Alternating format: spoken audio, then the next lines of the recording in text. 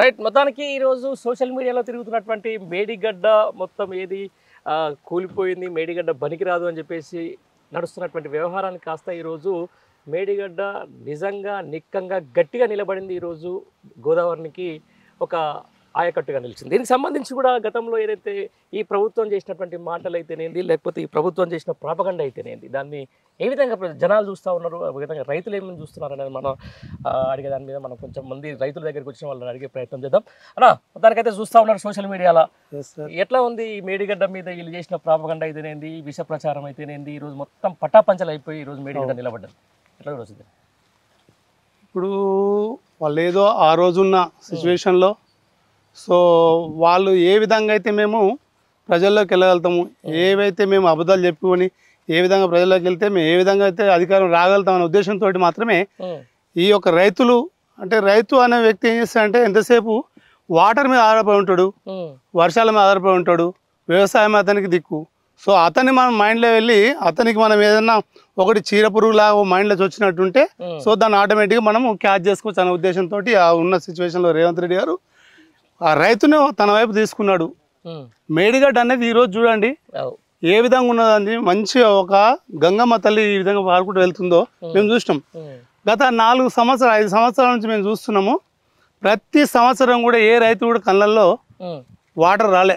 ఈ సముద్రాలలో, ఈ వాగులలో, వంకలలో ఏ చెరువు చూసినా వాటరే.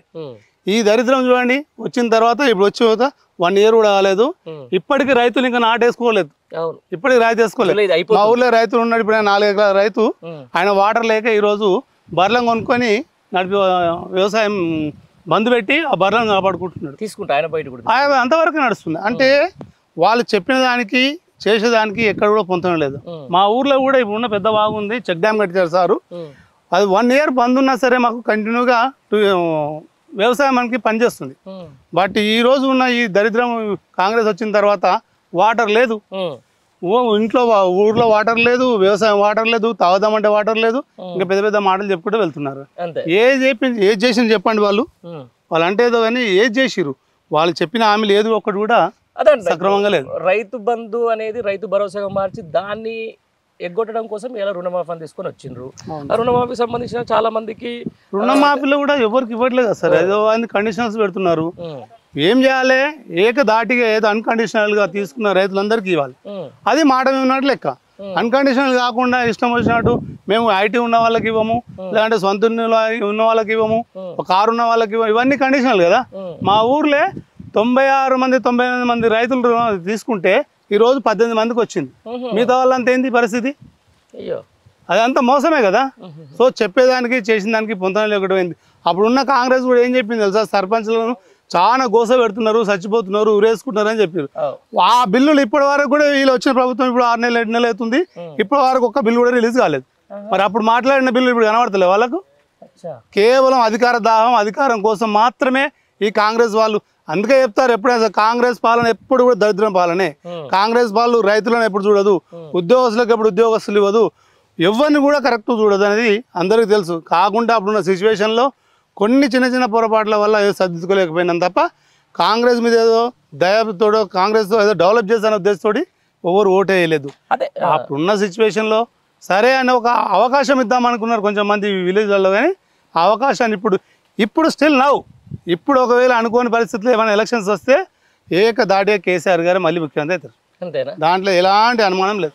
మా దరిద్రం కొద్ది వచ్చిందిరా నాయన ఈ కాంగ్రెస్ ప్రభుత్వం యొక్క అందరూ కూడా అదే మనసులో ఉన్నది. ఇప్పుడు రేపు స్థానిక సంస్థల ఎన్నికల దృష్టిలో పెట్టుకొని ఈరోజు కాంగ్రెస్ పార్టీ రుణమాఫీ అంటుంది, లేకపోతే ఇప్పుడు మొన్నటిదాకా మాట ముందు కాళేశ్వరం, మాట ముందు మేడిగడ్డ, మాట ముందు మొత్తం నీళ్ళన్నీ అదైపోయినాయి, మాట ముందు లక్షల కోట్లు వృధా అయిపోయినాయి. ఈ రోజు మళ్ళీ రేపు పొద్దున స్థానిక సంస్థలైనా దెబ్బ అవుతుందని చెప్పేసి ఈ రోజు రుణమాఫీని తీసుకొని వచ్చారని చెప్పేసి ఒక బాధ వినిపిస్తుంది.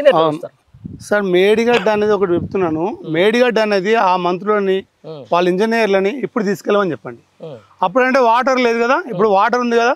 ఒక మేడిగడ్డ అనేది ఏ మాత్రం క్రాక్ వచ్చినప్పుడు కొట్టుకుపోవాలి కదా, ఉండొద్దు కదా. సో ఇప్పుడు కూడా చూడండి ఫుల్ నిండుకుండా ఉంది కదా, చూడమని చెప్పండి. ఇప్పుడు తెలుస్తుంది. ఎవరిని మభ్యపెట్టడానికి చెప్పండి.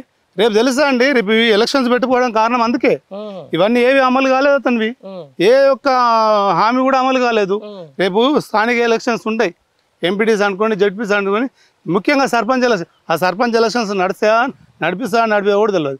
దానికి అమౌంట్ కావాలి, ఎక్కడి నుండి తేవాలనేది ఆయన తలబట్టుకుంటున్నాడు. సో ఈ యొక్క స్థానిక ఎలక్షన్స్ కనుక పెడితే అతని యొక్క డెవలప్మెంట్ అనేది బయటపడిపోతుంది. పెట్టలేడు, ఇంకా కూడా పెట్టలేడు.